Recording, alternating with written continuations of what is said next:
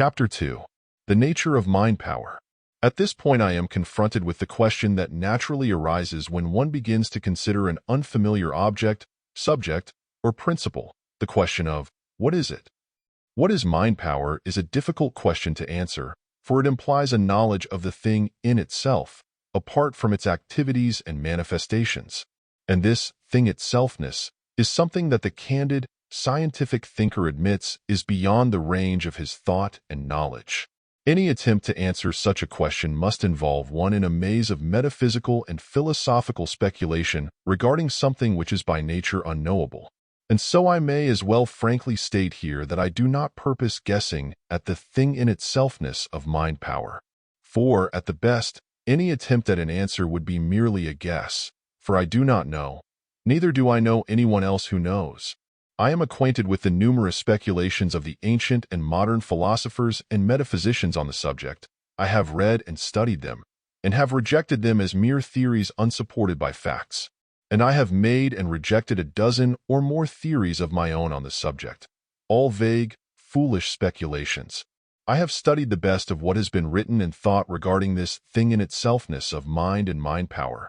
So you see, my ignorance is not the ignorance that comes from lack of thought, or lack of acquaintance with the thoughts of others, but is rather the ignorance that comes as the result of much thought and much study of the thoughts of others, the ignorance that is only realized through knowledge. Regarding these ultimate questions, the best thinkers freely confess their ignorance, knowing that, as Nordau has said, they have plucked that supremest fruit of the tree of knowledge, the consciousness of our ignorance. Like Piran, some 25 centuries ago, they say, Uden horizo, I do not decide. We do not know things in themselves, we cannot know them.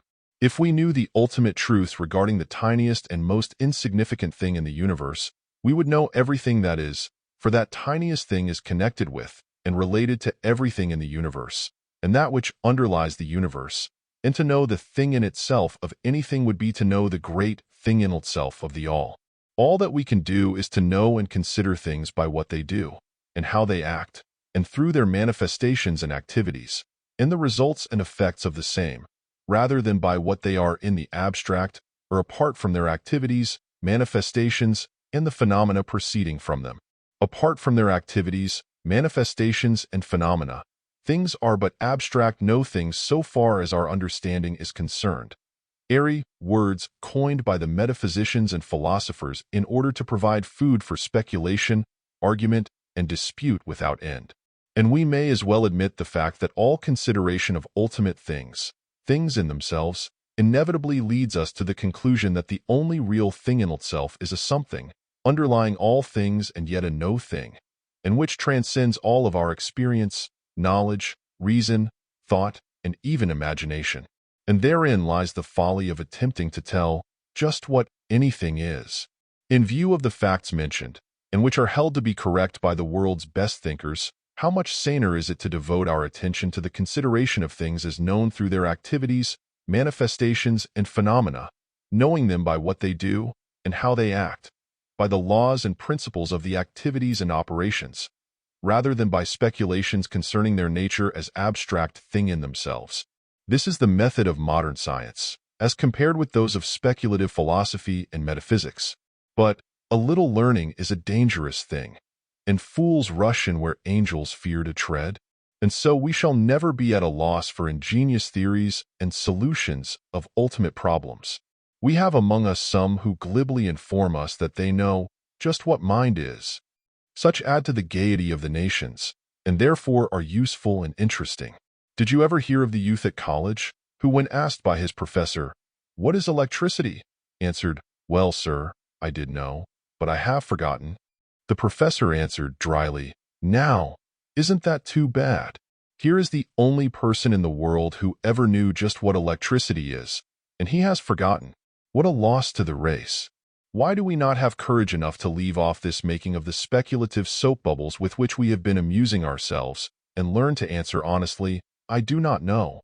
Or, at least like modern science, learn to frankly state, 'Here our knowledge of the subject ends. Tomorrow we may know more, but sufficient for the day is the knowledge thereof, and an inch of knowledge of facts is worth a mile of unsupported speculation and theory.' As Thomas L. Harris has said, the theorist who dreams a rainbow dream and calls hypothesis philosophy, at best is but a paper financier who palms his specious promises for gold. Facts are the basis of philosophy. Philosophy, the harmony of facts, seen in their right relation. And now, having confessed your ignorance and mine, let us proceed to a consideration of mind power as known by its activities. In the first place, let me say that I do not hold that mind power is identical with mind. Rather does it seem to me to be correlated to mind, particularly in the operation of mind known as desire, will, and imagination. If you like, we may consider it to be the acting aspect of mind. Mind has three aspects: the aspect of being or substance, the aspect of thought, with the subdivisions of reason, feeling, emotion, desire, will, etc., on both conscious and subconscious planes, and third, the aspect of acting. And it is in this aspect of action that mind is known as mind power. While it is extremely likely that there is a certain employment and manifestation of mind power in the ordinary processes of reasoning, intellectual effort, etc., still mind power seems to be more closely connected with the more elementary phase of mentation, such as feeling, emotion, and particularly desire and will. We know that it is possessed by the lower forms of animal and plant life, even the inorganic forms, all of which existed and employed the force before intellect and reason manifested itself in man.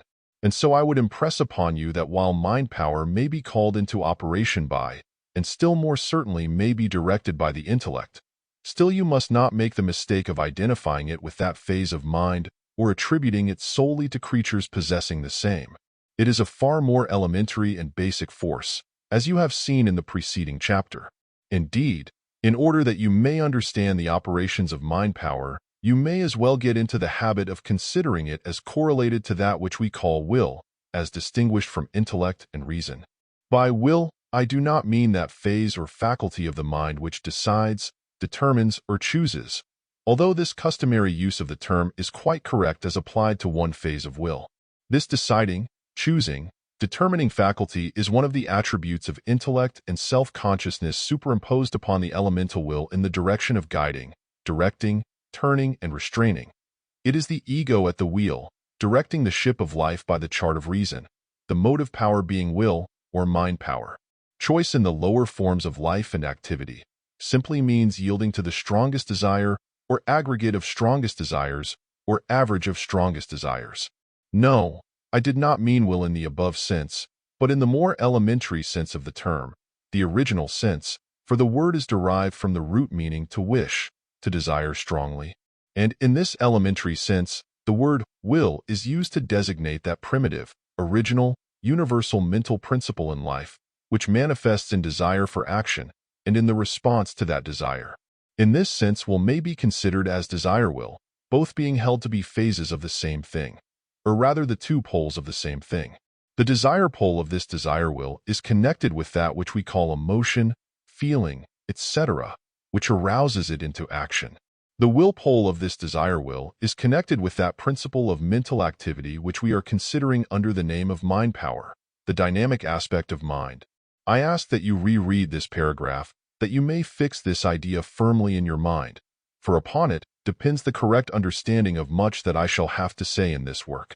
In desire, we find the first step toward dynamic mentation. Desire precedes action of will, which releases the dynamic force of the mind power. Desire is the coiling up the steel spring of will. There is always a state of tension about desire, a state of coiled up energy caused by feeling, emotion, or similar state which has been aroused by the sight of or memory of or thought of some attractive object. The feeling inspired by the attractive object coils up the spring of desire, and this coiled up energy supplies the motive power of the will. But remember this, some desires are acted upon, while others are rejected. Neither men nor things act upon every desire. There is the other pole of the desire will which must be called into action, and this leads us to a consideration of the matter of choice, determination, or decision, which is so often expressed by the term will, as I said a little further back.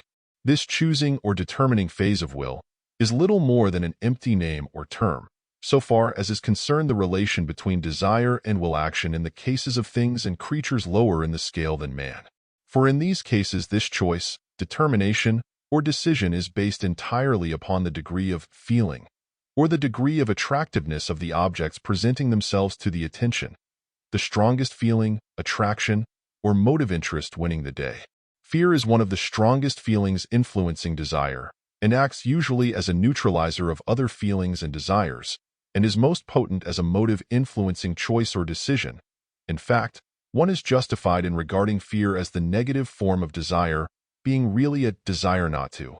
With the advent of reason and intellect, particularly when the self-conscious ego appears, new elements are introduced, by reason of which man is enabled to deliberate and weigh motives, desires, feelings, emotions, etc., and thus the will of man is held to contain elements lacking in the general principle of will.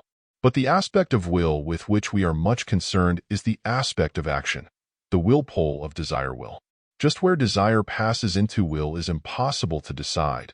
The chances are that they blend into each other.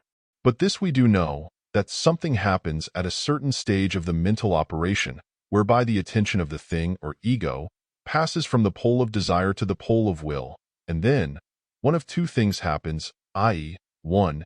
Either the coiled-up spring of desire is released by the will, and the energy of desire is transmuted into the energy of will, which thus releases the mind power or dynamic quality of mind into action. Or else, 2. The will refuses to be aroused, and desire slowly uncoils her spring, and the tension is relieved, gradually or at once. The will may be cultivated and developed so as to refuse to release the spring of desire into action, and in this inhibiting quality lies much of that which is called strength of will. It often requires more will not to do than to do. The aspect of action is the true dynamic quality of will, and with action all will is intimately and inseparably connected. As Professor Halleck says, will concerns itself with action. The student must keep that fact before him, no matter how complex the matter seems. Action is the inner meaning and reason of the will, and it is with this phase that we are concerned in the present work. Action is the essential aspect of mind power. The latter exists for the purpose of acting. It is the essence of activity. And so you will see that this universal dynamic mental principle, which I have called mind power, is not that phase of mind which manifests as intellectual, reasoning processes, but is that phase of mind which is aroused by desire will and which acts. It is manifest in the universe among forms of life below the plane of reason, as well as among those on that plane, and therefore precedes reason in evolution. It also manifests along unconscious and automatic lines, and precedes the self-conscious stage of man.